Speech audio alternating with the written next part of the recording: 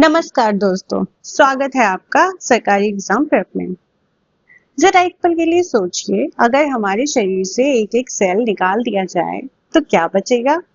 शायद कुछ भी नहीं ना, क्योंकि हमारा पूरा शरीर करोड़ों अरबों सेल से मिलकर बना है। इसलिए बायोलॉजी का सबसे इम्पोर्टेंट चैप्टर सेल मतलब कोशिका माना जाता है। अगर सेल अच्छी तरह से समझ आ गया तो आगे के कई चैप्टर्स अपने आप आसान हो जाएंगे। तो चलिए बिना समय गवाए शुरुआत करते हैं। सबसे पहले जानते हैं सेल की साइंटिफिक स्टडी क्या कहलाती है, क्योंकि किसी भी कॉम्पिटिटिव एग्जाम में यह एक बहुत ही सामान्य प्रश्न है। तो सेल की साइंटिफिक स्टडी को कहते हैं साइटोलॉजी। इसे अच्छी तरह याद रखिए, क्योंकि यहाँ से अक्सर प्रश्न पूछा जाता है। अब समझते हैं सेल आखिर होता क्या है। इसे एक आसान उदाहरण से समझिए। आप स्क्रीन पे देख रहे हैं, ये एक दीवार है। जरा सोचिए ये दीवार किससे बनी है? बिल्कुल सही, यह ईंटों से बनी है। बहुत सारी ईंटों को जोड़कर एक मजबूत दीवार तैयार होती है। ठीक उसी प्रकार हमारा शरीर भी करोड़ों सेल से मिलकर बना है। अगर ईंट इस दीवार का बिल्डिंग ब्लॉक है, तो सेल हमारी शरीर का बिल्डिंग ब्लॉक है। इसी कारण सेल को हम लोग फंडामेंटल यूनिट ऑफ लाइफ कहते हैं, एंड इसीलिए इसको फंक्शनल यूनिट भी कहते हैं एंड स्ट्रक्चर यूनिट भी कहते हैं। कह सकते हैं ना? अब स्ट्रक्चर यूनिट तो मैंने कह दिया, लेकिन ऐसा क्यों कहते हैं? क्योंकि सेल से ही शरीर बना है, और जितनी भी हम लोग के शरीर की जो संरचना है वो सेल से ही मिली है ना हमें। और फंक्शनल यूनिट इसलिए कहा जाता है क्योंकि उस संरचना की वजह से ही हम अपने सारे कार्य कर सकते हैं।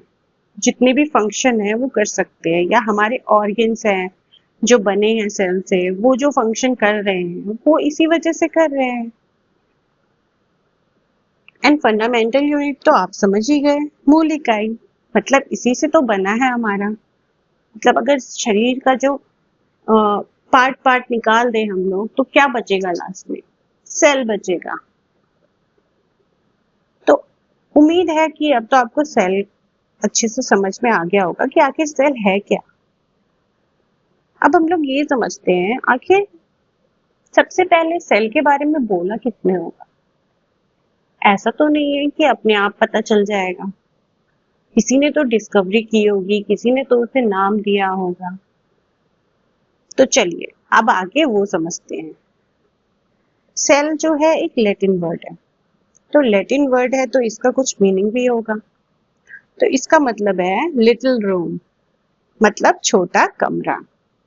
और इसकी डिस्कवरी की थी रॉबर्ट हुक ने 1665 में। अब रॉबर्ट हुक साहब को आप देख लीजिए, ये आपके स्क्रीन पे दिख रहे हैं, और ये इनका माइक्रोस्कोप है, और ये जिस पे इन्होंने एक्सपेरिमेंट किया। अब आप सोच रहे हो कि बॉटल क्यों दिखा रही है? क्योंकि ये जो बॉटल के ऊपर आपको कैप दिख रहा है, ये कॉर्क, इसको कॉर्क कहते हैं। इसी पे इन्होंने ये एक्सपेरिमेंट किया था। अब आपको बता दूं, ये कॉर्क जो है ये ओक ट्री के छाल से बना है, बार्क ऑफ अ ट्री। मतलब ओक ट्री का बार्क है, छाल है, उसी से ये बना है। अब जब इन्होंने, हमारे रॉबर्ट हुक साहब ने जब अपने माइक्रोस्कोप से इस कॉर्क को देखा, तो उन्हें जो है बहुत सारे छोटे छोटे बॉक्स जैसा, मतलब कमरों जैसी संरचनाएं दिखी। जैसा कि आप इसमें देख सकते हैं, छोटे छोटे बॉक्स बने हुए दिख रहे हैं। ये देखिए, ये दिख रहा है आपको? बॉक्स दिख रहा होगा, देखिए अच्छे से देखिए। ये देखिए, ये है बॉक्स टाइप का बना हुआ। तो इन्होंने देखा तो इन्हें बॉक्स जैसी संरचना दिखी, इन्हीं का नाम इन्होंने सेल रख दिया। अब एग्जाम पॉइंट ऑफ व्यू से आपको याद रखना है, रॉबर्ट हुक ने लिविंग सेल नहीं बल्कि डेड सेल देखा था। ये जो थे ये डेड सेल थे। अब आपके मन में प्रश्न आ रहा होगा कि जब रॉबर्ट हुक साहब ने डेड सेल खोजा तो लिविंग सेल किसने खोजा? तो चलिए आगे देख लेते हैं। ये हैं आपके एंटोनी वैन ल्यूवेनहुक। इन्होंने ही जीवित कोशिका की खोज की।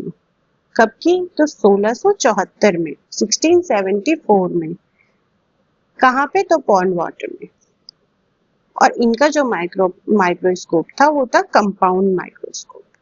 थोड़ा सा एडवांस वर्जन था रॉबर्ट हुक साहब के माइक्रोस्कोप से। ओके, अब आपने ये तो समझ लिया लिविंग सेल किसने खोजा, सेल किसने खोजा, डेड सेल किसने खोजा और सेल नाम किसने दिया।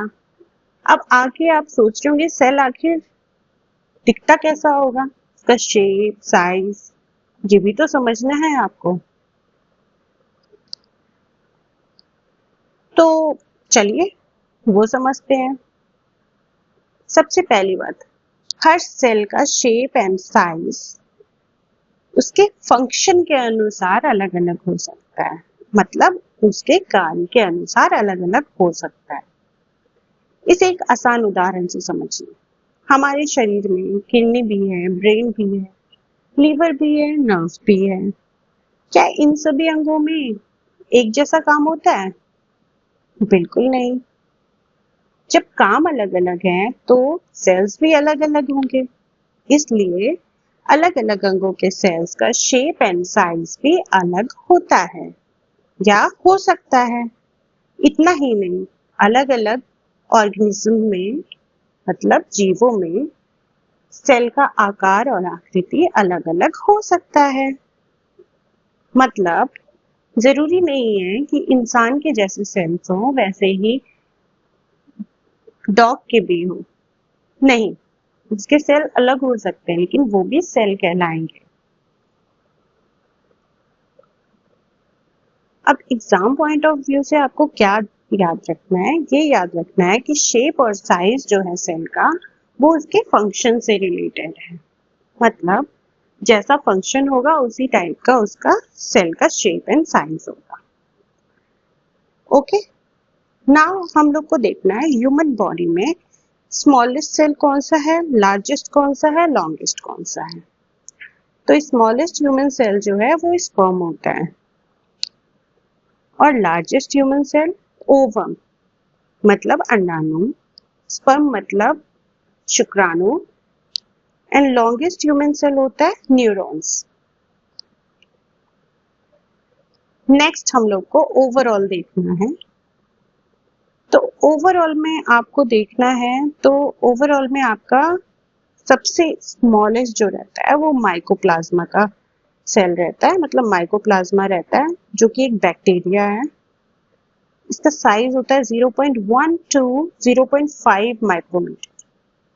सोचिए कितना छोटा रहता होगा।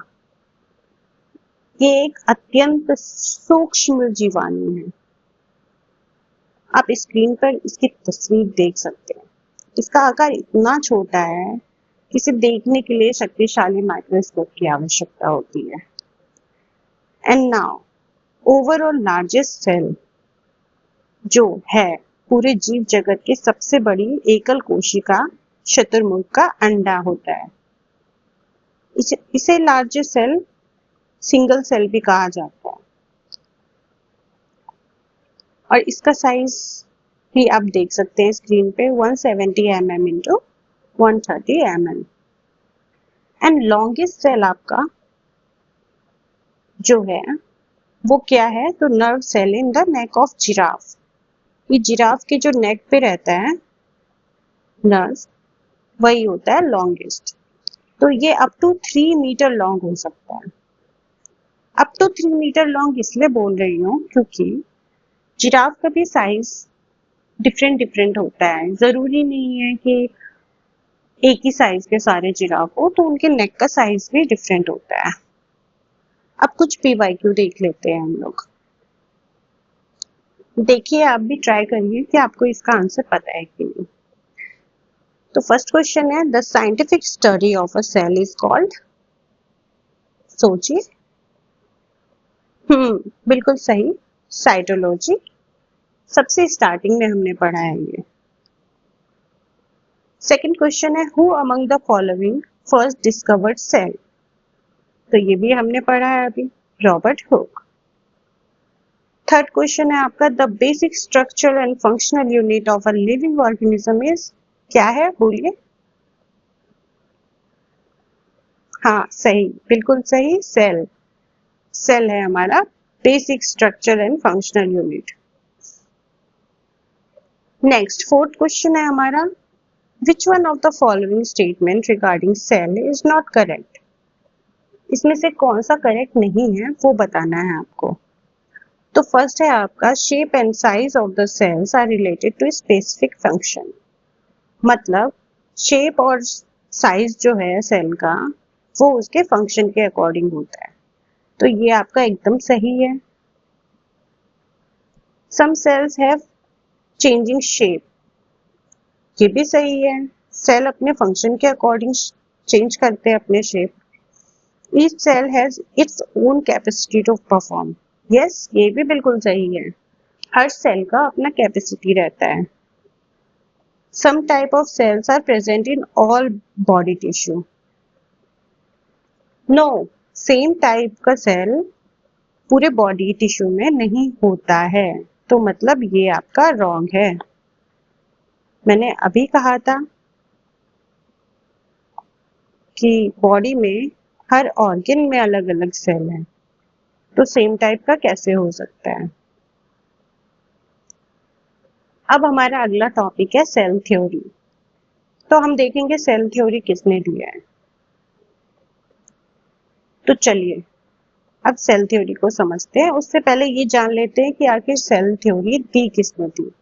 तो जैसा कि आप स्क्रीन पर देख रहे हैं, सेल थ्योरी दो साइंटिस्ट मैथियस शेल्डन और थियोडोर श्वान ने दी थी। शेल्डन ने 1838 में और श्वान ने 1839 में थ्योरी दी थी। लेकिन यहाँ एक छोटा सा एक्सेप्शन था, वो था वायरस।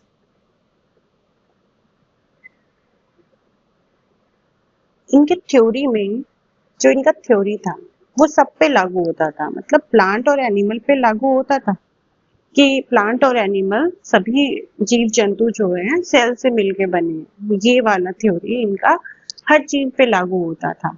बट इनका एक्सेप्शन था वायरस। वायरस पे ये लागू नहीं होता था। बट इनका क्या हुआ थ्योरी का प्रॉब्लम, कि इन्होंने थ्योरी तो दे दी, लेकिन ये नहीं बता पाए कि सेल आखिर बनता कैसे है। आखिर नया सेल भी बनेगा ना, तो वो ये नहीं बता पाए। तो इस कमी को, जो इनके थ्योरी की इस कमी को, कि न्यू सेल कहाँ से बनेगा, इस थ्योरी की कमी को दूर किया है किसने? तो रुडोल्फ वर्चो नाम के साइंटिस्ट ने। जैसा कि आप स्क्रीन पे देख रहे हैं, 1855 में इन्होंने बताया कि every cell arise from a pre existing cell, यानी हर नया सेल पहले से मौजूद सेल से ही बनता है। बट इसमें भी एक्सेप्शन आपका वायरस ही है। तो अब तक आपने समझ लिया कि सेल थ्योरी किसने दी और उसे पूरा किसने किया। रुडोल्फ वर्चो ने पूरा किया। अब आगे बढ़ते हैं। हम जानते हैं लिविंग ऑर्गेनिज्म कितने प्रकार के होते हैं। ठीक, सेल्स इन लिविंग ऑर्गेनिजम्स। तो देखिए, मुख्य रूप से दो प्रकार के होते हैं। पहला होता है यूनिसेलुलर ऑर्गेनिज्म, दूसरा होता है मल्टी सेलुलर ऑर्गेनिज्म। यूनिसेलुलर का मतलब है एक कोशीय जीव और मल्टी सेलुलर का मतलब बहुकोशीय जीव। तो आप तो आधा नाम से ही समझ जाते हैं, क्योंकि स्टूडेंट तो बहुत तेज होते हैं, इंटेलिजेंट होते हैं। तो आप जैसा कि देख सकते हैं, यूनि का मतलब होता है एक और सेलुलर का मतलब होता है सेल, मतलब एक सेल। यूनिसेलुलर का मतलब एक सेल। तो इनका पूरा जीवन सिर्फ एक सेल के द्वारा ही चलता है। जैसे एग्जाम्पल है अमीबा, पैरामीशियम, बैक्टीरिया, क्लैमिडोनास, क्लैमिडोमोनास, yeast। ये आपके एग्जाम्पल हैं यूनिसेलुलर ऑर्गेनिज्म के। अब बात करते हैं मल्टी सेलुलर की। मल्टी यानी अनेक। इसका मतलब जो जीव बहुत सारे सेल से मिलकर बने होते हैं उन्हें मल्टी सेलुलर कहते हैं, मल्टी सेलुलर ऑर्गेनिज्म कहते हैं। जैसे हो गए प्लांट्स, फंगी एंड एनिमल्स। और हाँ, हम ह्यूमन, हम लोग एनिमल्स में ही आ जाते हैं। So understand. अब हम लोग पढ़ेंगे, एक सेकेंड। अब आपको यहाँ पे थोड़ा सा कंफ्यूजन हो सकता है कि हमने ऑर्गेनिजम्स के टाइप पढ़े, लेकिन अब हम पढ़ेंगे सेल्स के टाइप। ये जो है, ये दोनों यूनिसेलुलर ऑर्गेनिज्म, मल्टी सेलुलर, ये ऑर्गेनिजम्स के टाइप है। बट अब जो हम लोग पढ़ने वाले हैं वो सेल्स के टाइप होंगे। मतलब सेल कौन कौन से टाइप के होते हैं। तो टाइप्स ऑफ सेल में हम लोग पढ़ने जा रहे हैं। पहला होता है प्रोकैरियोटिक सेल, दूसरा होता है यूकैरियोटिक सेल। सबसे पहले प्रोकैरियोटिक सेल की सबसे बड़ी पहचान क्या है? तो इसमें न्यूक्लियस नहीं होता। अब आप सोच रहे होंगे कि ये न्यूक्लियस क्या होता है। तो जैसे सेल है, सेल में बहुत सारे ऑर्गेनेल्स रहते हैं। उन ऑर्गेनेल्स को हम लोग आगे पढ़ेंगे।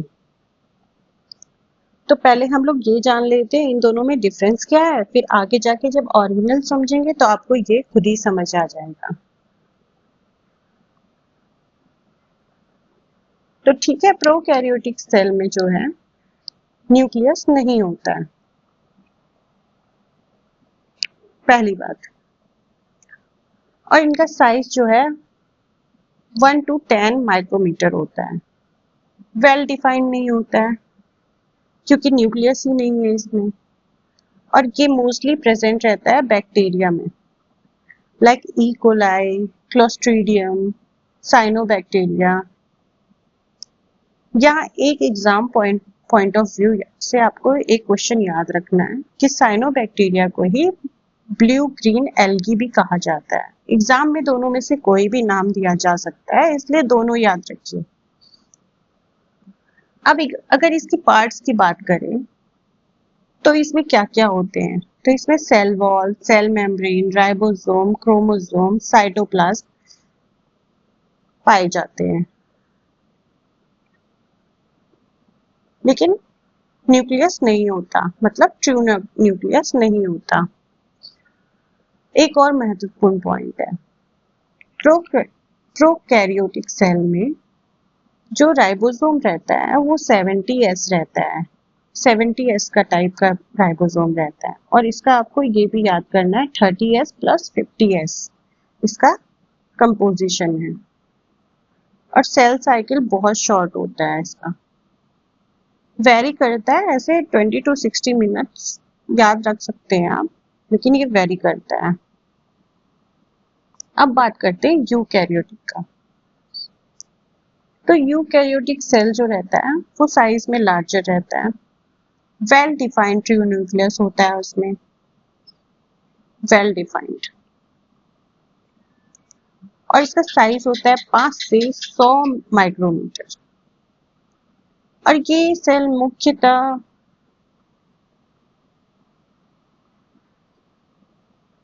Protista, fungi, plant, algae, animal, इन सब में पाए जाते हैं। यानी हम ह्यूमंस भी यूकैरियोटिक है, सॉरी, यूकैरियोटिक में आते हैं। ये आपको अच्छे से याद रखना है।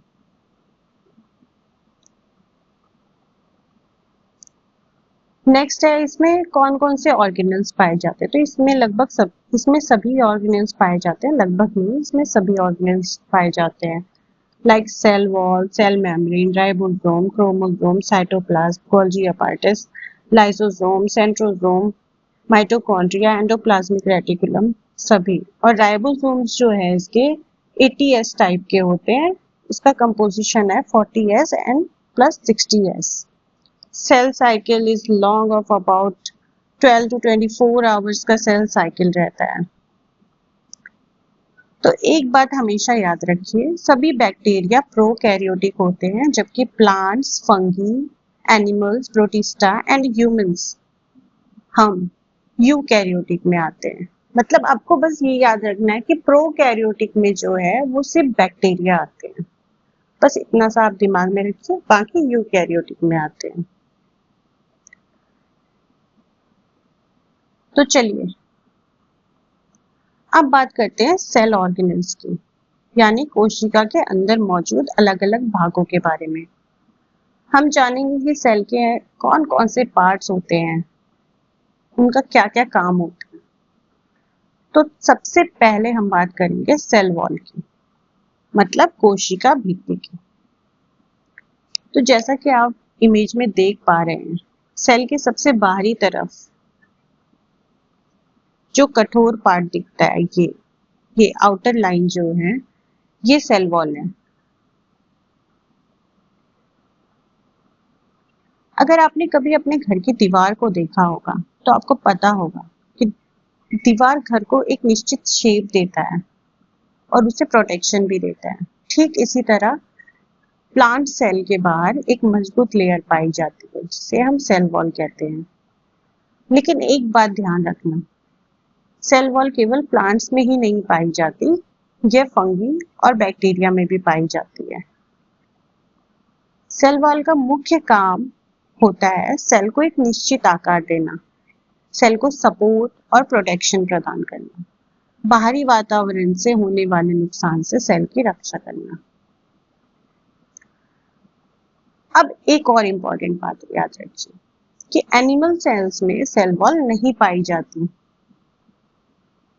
अब आप सोचिए ऐसा क्यों? क्योंकि प्लांट्स एक जगह स्थिर रहते हैं, वो अपनी जगह से चलकर किसी सुरक्षित स्थान पर नहीं जा सकते। जैसे अगर बारिश हो रही है तो क्या कोई पेड़ चलकर घर के अंदर जाकर बारिश से बच सकता है? नहीं ना।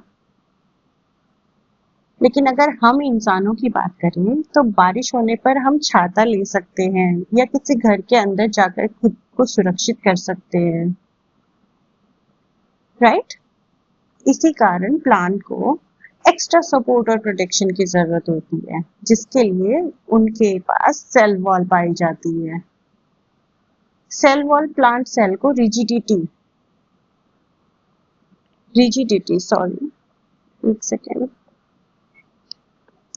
रिजिडिटी प्रदान करता है।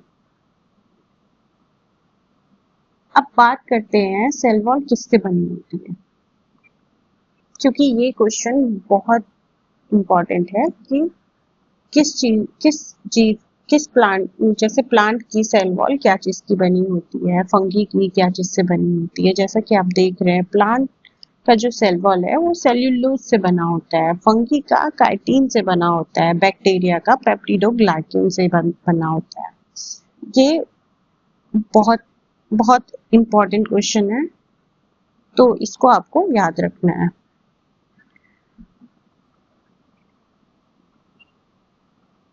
अब नेक्स्ट बात, सेल वॉल जो है परमिएबल होता है। परमिएबल का मतलब है पारगम्य होता है। इसका मतलब क्या है? इसका मतलब यह है कि ये जो है कई पदार्थों को आसानी से अंदर आने और बाहर जाने देता है। ये ज्यादा रोक टोक नहीं करता। लेकिन अब सवाल आता है कि अगर सेल वॉल इतनी आसानी से पदार्थ को आने जाने देता है तो फिर सेल के अंदर और बाहर जाने वाले पदार्थ को कंट्रोल कौन करता है? सही। तो ये जो है यहाँ से अगर आने जाने देगा सबको, तो हो सकता है इसके अंदर जितने ऑर्गेनल्स हैं वो भी तो निकल सकते हैं। मान लीजिए ऑर्गेनल्स नहीं निकलेंगे, इसमें जो पदार्थ है जिसे हम लोग साइटोप्लाज्मा कहते हैं, वो आगे हम देखेंगे, वो तो पूरा निकल सकता है। तो उसके प्रोटेक्शन के लिए कोई तो चाहिए, तो उसका प्रोटेक्शन करता है आपका सेल मेम्ब्रेन। तो अब हम पढ़ेंगे सेल मेम्ब्रेन यानी कोशिका झिल्ली। ये बहुत ही इंपॉर्टेंट लेयर है जो सेल वॉल के जस्ट अंदर पाई जाती है। देखिए, इसको देखिए, ये आपका सेल वॉल है और ये आपका सेल मेम्ब्रेन है।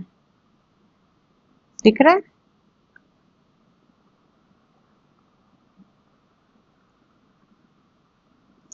और सेल मेम्ब्रेन का मुख्य काम होता है सेल के अंदर और बाहर जाने वाले पदार्थों को कंट्रोल करना।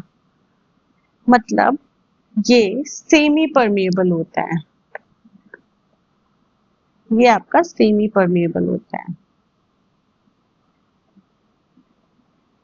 मतलब ये हर पदार्थ को फ्रीली अंदर या बाहर नहीं जाने देता, बल्कि जरूरत के हिसाब से पदार्थों का आदान प्रदान करता है। इसी कारण सेल मेम्ब्रेन को सेलेक्टिवली परमेबल मेम्ब्रेन भी कहा जाता है। अब बात करते हैं सेल मेम्ब्रेन किस चीज से बनी होती है। ये बनी होती है लिपिड एंड प्रोटीन से। अब नेक्स्ट हम लोग समझते हैं क्रोमोसोम्स क्या होते हैं। हाँ, ये भी सेल का ही पार्ट है, क्रोमोसोम, जिसका मतलब होता है गुणसूत्र। जैसा कि आप फिगर में देख रहे हैं, क्रोमोसोम हमारे न्यूक्लियस के अंदर होता है, जो एक थ्रेड लाइक स्ट्रक्चर दिख रहा है आपको। देखिए जूम करके, ये जो आपको थ्रेड लाइक स्ट्रक्चर दिख रहा है, ये आपका क्रोमोसोम है। थ्रेड लाइक स्ट्रक्चर मतलब होता है धागे नुमा स्ट्रक्चर। अब सवाल आता है, क्रोमोसोम बना किससे होता है? तो क्रोमोसोम का मुख्य रूप से डीएनए और हिस्टोन से बना, हिस्टोन नामक प्रोटीन से बना होता है। हिस्टोन मतलब हिस्टोन प्रोटीन का नाम है, वो डीएनए और हिस्टोन प्रोटीन का बना होता है। ये आपको याद रखना है। तो डीएनए का फुल फॉर्म आप याद कर लीजिए, ये भी क्वेश्चन आता है एग्जाम में।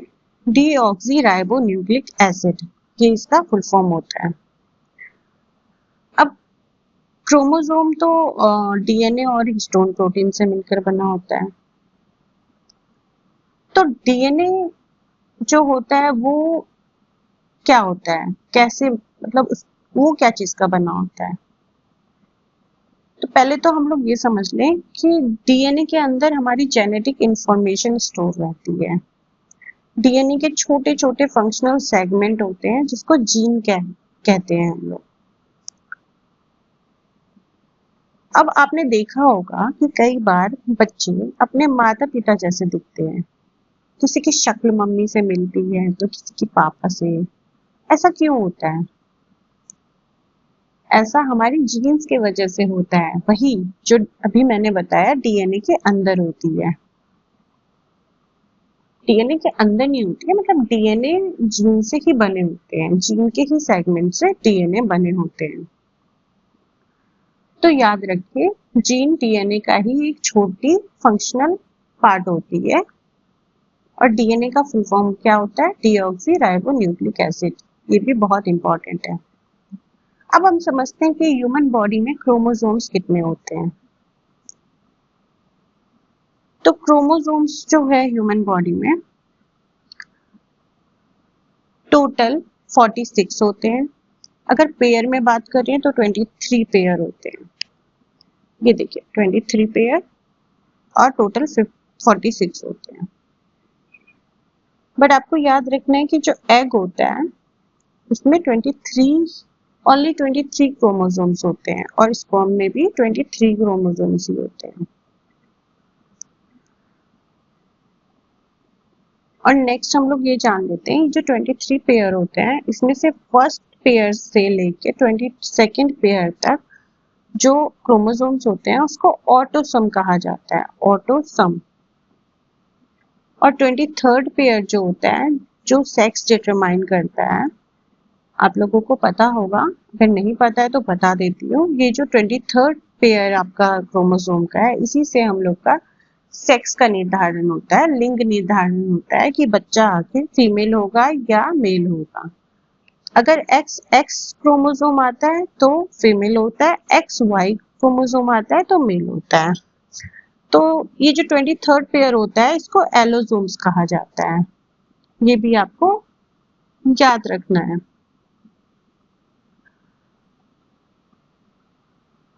तो अब हमारा आई थिंक क्रोमोसोम का कॉन्सेप्ट क्लियर हो गया होगा। अब हम आते हैं अगले सेल ऑर्गेनल पे, जो है गोल्जी अपैरेटस। गोल्जी अपैरेटस की डिस्कवरी कैमिलो गोल्जी ने, ये है कैमिलो गोल्जी, इन्होंने 1898 1898 में की थी। जैसा कि आप देख रहे हैं फिगर में, यह एक सैक लाइक, यानी ये देखिए एक थैले नुमा आकृति का है। अब आप सोचिए, अगर आप कहीं शॉपिंग करने जाते हैं और आपको कुछ सामान लाना है तो आप अपने साथ कैसा बैग लेकर जाएंगे? आप उसी हिसाब से बैग लेकर जाएंगे कि आपको कितना सामान लाना है। और अगर कोई शॉपकीपर आपको सामान देगा तो वह भी सामान के हिसाब से ही सही साइज का बैग देगा। ठीक इसी तरह गोल्जी अपैरेटस भी सेल के अंदर पदार्थों को मॉडिफाई, पैकेज और ट्रांसपोर्ट करने का काम करता है। तो गोल्जी अपैरेटस का मुख्य काम होता है पदार्थों को स्टोर करना, उन्हें मॉडिफाई करना, पैकेज करने के लिए। मॉडिफाई इस सेंस में कि वो अपने अंदर पैक करेगा।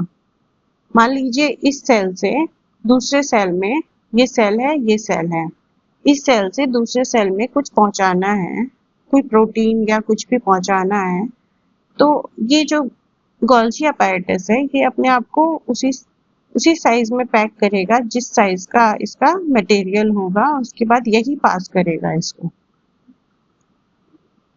मतलब ये आपका ट्रांसपोर्ट करता है, प्रोटीन और अदर मॉलिक्यूल के ट्रांसपोर्ट में महत्वपूर्ण भूमिका निभाता है। अब गोल्जी अपैरेटस प्रोटीन को कहाँ से कहाँ तक ले जाता है? तो ये एंडोप्लाज्मिक रेटिकुलम से प्राप्त करता है और फिर उन्हें प्रोसेस करके आगे भेजता है। एंडोप्लाज्मिक रेटिकुलम अभी हमने नहीं पढ़ा है, बट ये जो आपको येलो कलर का दिख रहा है यही है आपका एंडोप्लाज्मिक रेटिकुलम, और यहाँ आपका गोल्जी अपैरेटस है। तो ये इसी से प्रोटीन लेके दूसरे सेल तक पहुंचाता है, या फिर प्रोटीन या अदर मॉलिक्यूल जो भी है वो इसको, मतलब इसका ट्रांसपोर्टेशन का काम है, ये आपको याद रखना है।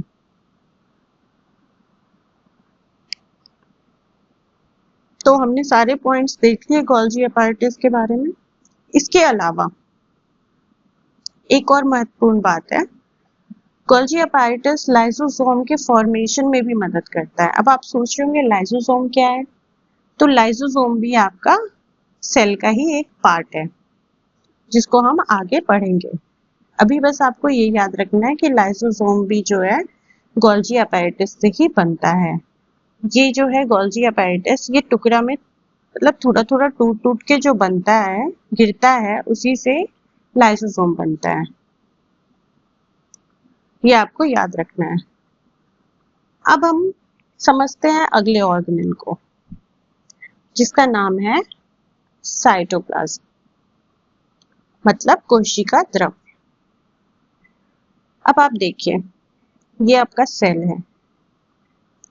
सेल के अंदर आपको ये ब्लू कलर का जो ये फ्लूइड है ये दिख रहा होगा, जिसके अंदर सारे ऑर्गेनल्स हैं।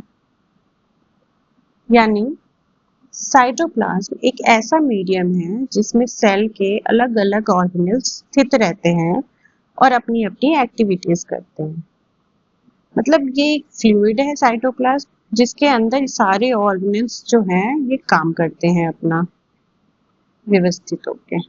इसी को साइटोप्लाज्म कहते हैं। तो आपसे अगर कोई पूछे साइटोप्लाज्म क्या है, तो ये फ्लूइड लाइक स्ट्रक्चर है जो सेल के अंदर है, जिसमें सारे ऑर्गेनल्स रहते हैं। अब हम आते हैं सेल के सबसे इंपॉर्टेंट ऑर्गेनल पर, जो कि है न्यूक्लियस, मतलब केंद्रक। तो न्यूक्लियस की डिस्कवरी रॉबर्ट ब्राउन ने की थी। कब की थी? तो 1831 में की थी।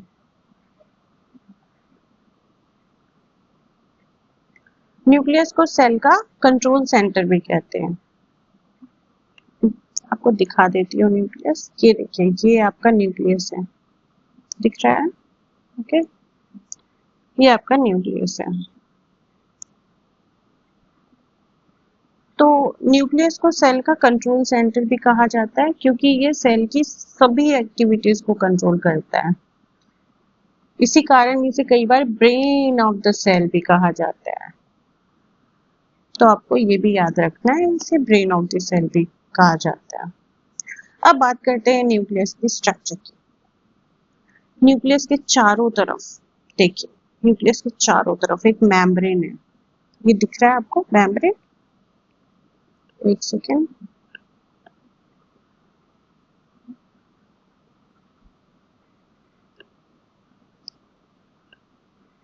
ये दिख रहा है आपको मेम्ब्रेन?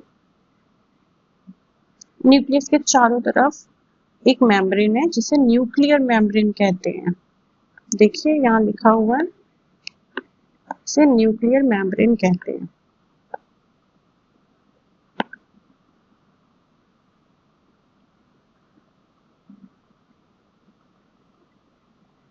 न्यूक्लियस के अंदर भी एक फ्लूइड पाया जाता है। ये जो है, ये पूरा, ये एक फ्लूइड है। अब इसको क्या कहा जाता है? तो इसको न्यूक्लियोप्लाज्म कहा जाता है। ये न्यूक्लियस जिसके अंदर है, इस फ्लूइड को न्यूक्लियोप्लाज्म कहा जाता है। और ये सेल के अंदर जो इसके न्यूक्लियर मेम्ब्रेन के बाहर जितना भी आपका फ्लूइड था, इसको क्या कहते हैं हम लोग? साइटोप्लाज्म। ओके, अब एक इम्पॉर्टेंट पॉइंट याद रखना है। वो क्या है?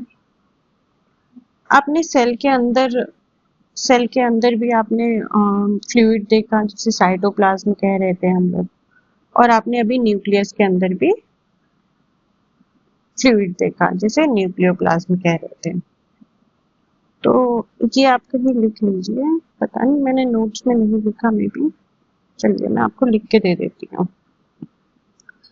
तो आपका nucleoplasm plus cytoplasm is equal कहलाता है protoplasm.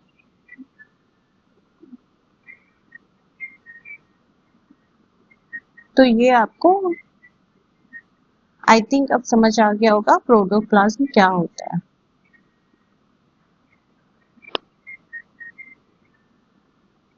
Okay, and nuclear membrane के बारे में भी समझ लेते हैं हम लोग।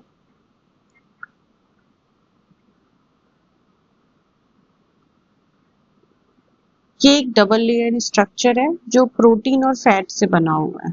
ओके,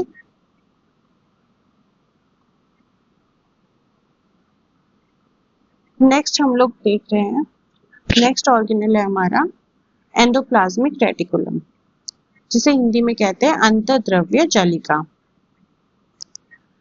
तो अंतःद्रव्य जालिका जो है वो एक नेटवर्क लाइक स्ट्रक्चर होता है।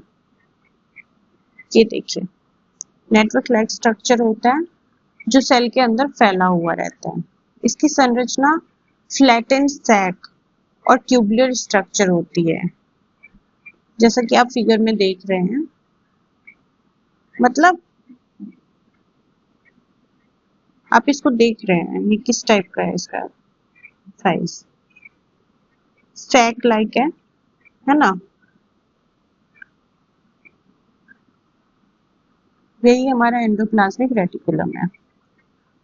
अब आप ध्यान से देखेंगे तो ईआर मतलब एंडोप्लाज्मिक रेटिकुलम पे एक छोटे छोटे डॉट दिख रहे हैं एक प्रकार के। ये दिख रहा है आपको? ये आपका राइबोसोम है, ये भी हम लोग को पढ़ना है। ये आपका राइबोसोम है। तो जिस एंडोप्लाज्मिक रेटिकुलम पे की सरफेस पर राइबोसोम्स जुड़े होते हैं उसे कहते हैं रफ एंडोप्लाज्मिक रेटिकुलम, और जिस पर राइबोसोम्स नहीं होते, क्योंकि इधर आप देख रहे हैं इधर राइबोसोम्स नहीं है, इसे कहते हैं स्मूथ एंडोप्लाज्मिक रेटिकुलम। ओके, अब बात करते हैं रफ एंडोप्लाज्मिक रेटिकुलम की। तो रफ ईआर की सरफेस पर जो राइबोसोम्स पाए जाते हैं, उन राइबोसोम्स का काम क्या है?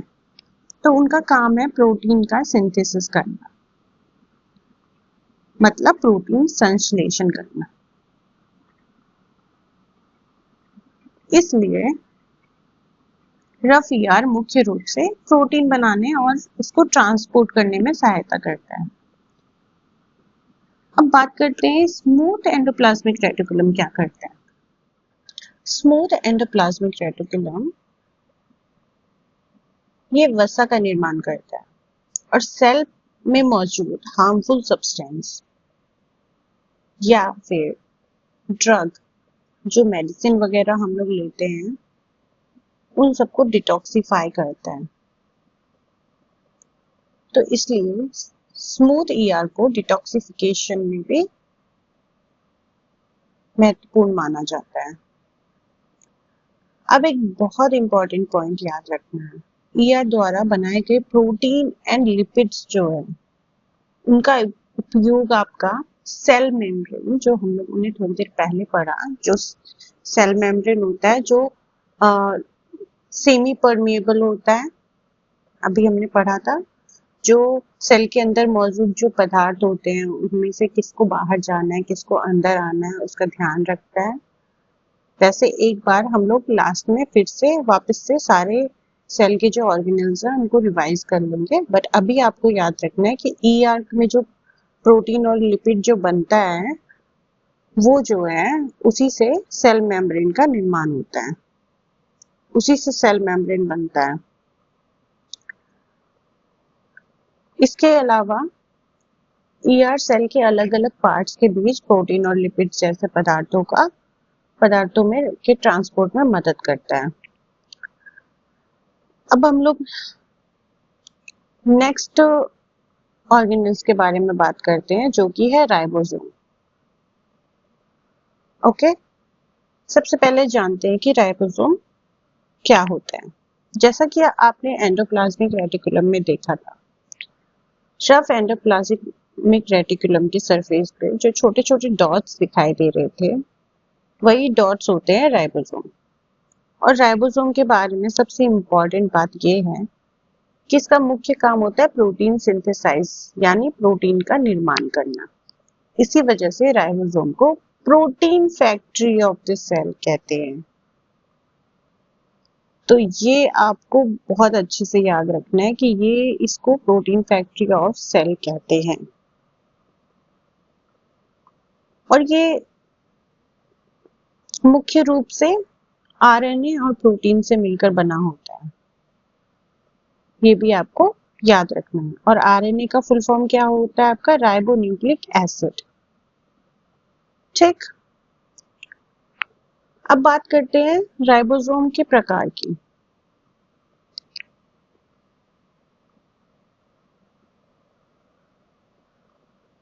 मतलब राइबोसोम जो है प्रोकैरियोटिक सेल में भी पाए जाते हैं। अब बात करते हैं राइबोसोम्स के प्रकार की। अगर राइबोसोम प्रोकैरियोटिक सेल में पाया जाता है जैसे बैक्टीरिया में, तो ये 70S राइबोसोम होता है। राइबोसोम कुछ इस तरह का होता है, ये जो डॉट है आपका ये इस तरह का होता है, दिख रहा है आपको? ये देखिए, ये जो आपको दिख रहा है, ये जो दिख रहा है ये है आपका राइबोसोम। तो जब ये प्रोकैरियोटिक में होता है तो इसका टाइप होता है 70S, और अगर ये यूकैरियोटिक में होता है तो इसका टाइप है 80S। और ये आपको याद रखना है क्योंकि एग्जामिनेशन में पूछा जाता है ये अक्सर। और ये कंपोजिशन भी याद रखना है कि 80S का 60S + 40S होता है। और 70s का 50s प्लस 30s का कंपोजिशन होता है। ये आपको अच्छे से याद रखना है। और जहाँ राइबोसोम मौजूद होता है वहाँ प्रोटीन सिंथेसिस होता है, ये आपको एकदम अच्छे से याद रखना है। अब हम आते हैं अगले ऑर्गेनेल पे, जिसका नाम है लाइसोसोम्स। आपने थोड़ी देर पहले पढ़ा था कि लाइसोसोम का निर्माण गोल्जी अपैरेटस की मदद से होता है। मैंने बताया था थोड़ी देर पहले जब हम लोग गोल्जी अपैरेटस पढ़ रहे थे कि गोल्जी अपैरेटस का थोड़ा थोड़ा भाग जो टुकड़ों में गिरता है, छोटा छोटा जो गिरता है, उसी से लाइसोसोम का निर्माण होता है। तो सबसे पहले हम देखते हैं लाइसोसोम की डिस्कवरी किसने की। तो ये आपके क्रिश्चियन डी डुवे ने लाइसोसोम की डिस्कवरी की थी 1955 में। ये जो दिख रहे हैं आपको क्रिश्चियन डी डुवे यही है। और ये है आपका लाइसोसोम। ये देखिए, ये सेल है आपका, ये आपका लाइसोसोम है। तो ये जो लाइसोसोम है ये आपको देख के कैसा लग रहा है? लग रहा है कि कोई बॉम्ब रखा हुआ है। बिल्कुल सही। ये मैं आपको इसलिए इमेज दिखाती हूँ ताकि आपको इमेजिनेशन आपका बना रहे एग्जाम के टाइम में कि हाँ मैंने क्या देखा था। लाइसोसोम जब पढ़ा था मैंने तो उसमें बॉम्ब लाइक स्ट्रक्चर दिखा था। तो इसीलिए इसको एटम बॉम्ब ऑफ सेल भी कहते हैं और सुसाइडल बैग भी कहते हैं। और ये इसलिए क्योंकि इसमें एक एंजाइम मौजूद होता है जिसको हाइड्रोलाइटिक एंजाइम कहते हैं। अब सवाल आता है इसे सुसाइडल बैग क्यों कहते हैं? वो इसलिए कहते हैं क्योंकि इसमें इतना पावरफुल एंजाइम जो है हाइड्रोलाइटिक एंजाइम, ये एंजाइम सेल के अंदर मौजूद वेस्ट मटेरियल या फिर डैमेज ऑर्गेनल्स या फिर अनवांटेड सब्सटेंस को तोड़ने का काम करता है। अगर किसी कारण से लाइसोसोम फट जाता है और इसके एंजाइम्स बाहर निकल जाते हैं तो यह सेल को नुकसान पहुंचा सकते हैं। इसी कारण इसे सुसाइडल बैग ऑफ सेल कहा जाता है या फिर एटम बॉम्ब ऑफ सेल कहा जाता है। अब नेक्स्ट हम लोग बात करते हैं नेक्स्ट ऑर्गेनेल्स का, जिसका नाम है माइटोकॉन्ड्रिया। अब माइटोकॉन्ड्रिया का जो डिस्कवरी है वो आपके रिचर्ड अल्टमैन ने की थी 1880 में। ये आपके रिचर्ड अल्टमैन है। और माइटोकॉन्ड्रिया, ये आपका माइटोकॉन्ड्रिया है। तो माइटोकॉन्ड्रिया को हम लोग पावर हाउस ऑफ सेल भी कहते हैं। ये आपको अच्छे से याद रखना है। ऐसा क्यों कहा जाता है? क्योंकि माइटोकॉन्ड्रिया सेल के लिए एनर्जी का निर्माण करता है। जैसा कि आप फिगर में देख सकते हैं, एक डबल मेम्ब्रेन से घिरा हुआ ऑर्गेनेल है, दिख रहा है? इसकी दो मेम्ब्रेन होती है, एक ये आउटर मेम्ब्रेन है आपका और एक ये आपका इनर मेम्ब्रेन है जो फोल्डेड है, फोल्ड जो हो रखा है, ये आपका इनर मेम्ब्रेन है। और ये जो फोल्डेड मेम्ब्रेन है इसको हम क्रिस्टे भी कहते हैं। ये भी याद रखना है आपको। अब सवाल आता है इनर मेम्ब्रेन फोल्डेड क्यों है? ये जो इनर मेम्ब्रेन है ये फोल्डेड क्यों है आखिर?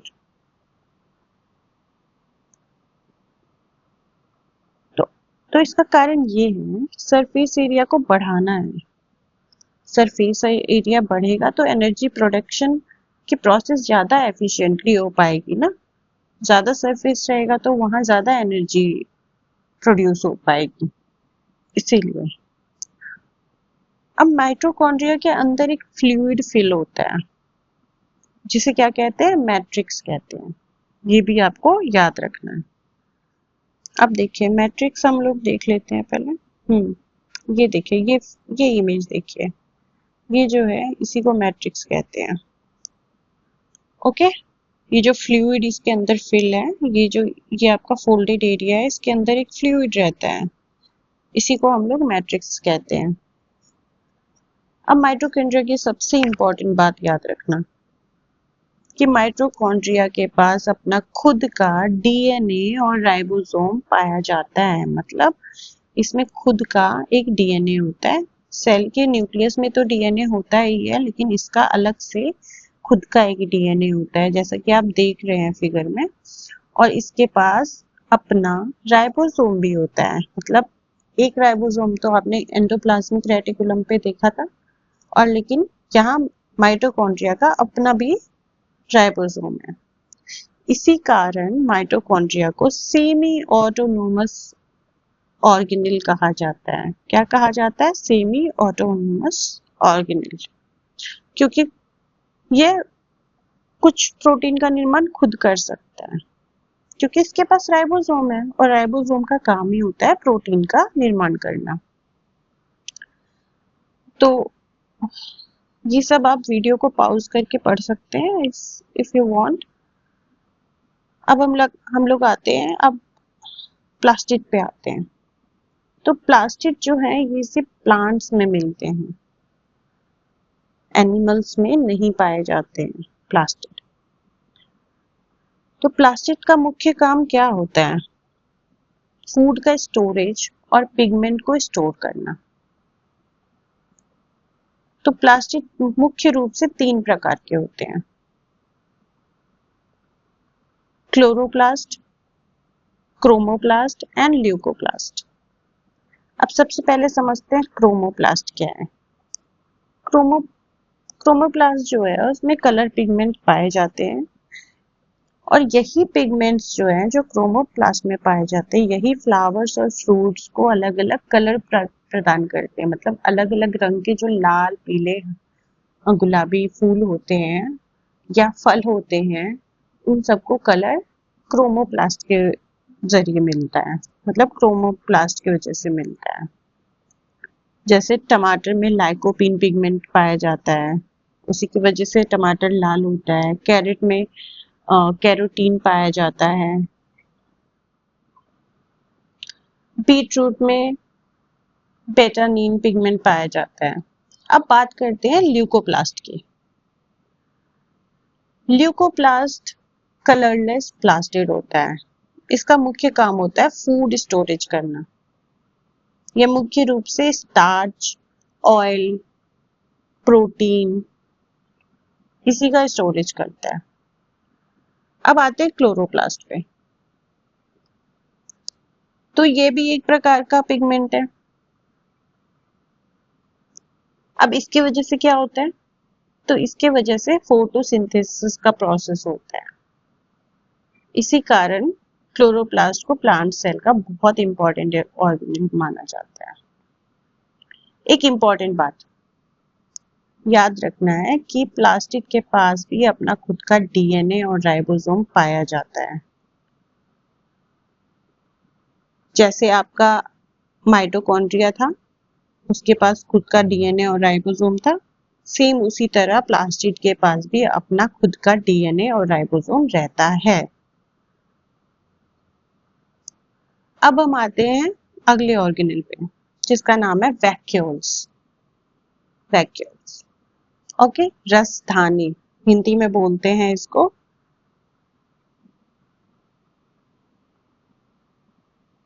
रसधानी, ओके, रसधानी। अब वैक्यूल क्या है? वैक्यूल एक स्टोरेज सैक यानी थैलीनुमा संरचना होती है, जिसमें सेल के अंदर विभिन्न पदार्थों को स्टोर किया जाता है। अब इसके अंदर क्या स्टोर किया जाता है?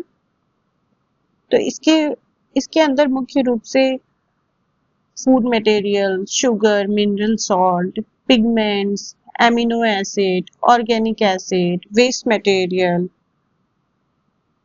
प्रोटीन, यही सब इसके अंदर स्टोर किया जाता है।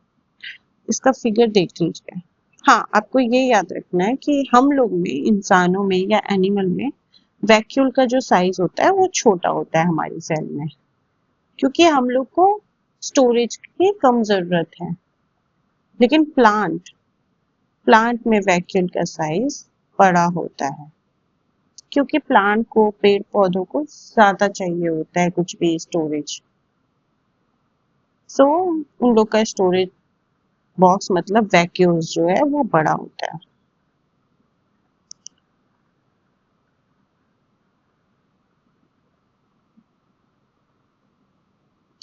समझ गए होंगे आप, क्योंकि हम लोग कितना पानी पीते हैं, 1 गिलास 2 गिलास, लेकिन पेड़ पौधों को तो पानी ज्यादा चाहिए, तो उनको कुछ स्टोर भी तो करना पड़ेगा, इसीलिए उनका वैक्यूल बड़ा होता है।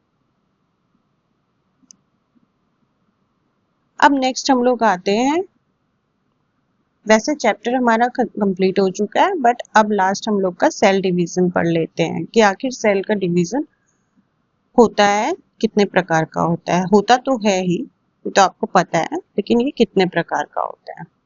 तो सेल डिवीजन मुख्यतः 2 प्रकार के होते हैं। एक होता है माइटोसिस, जिसे कहते हैं समसूत्री विभाजन,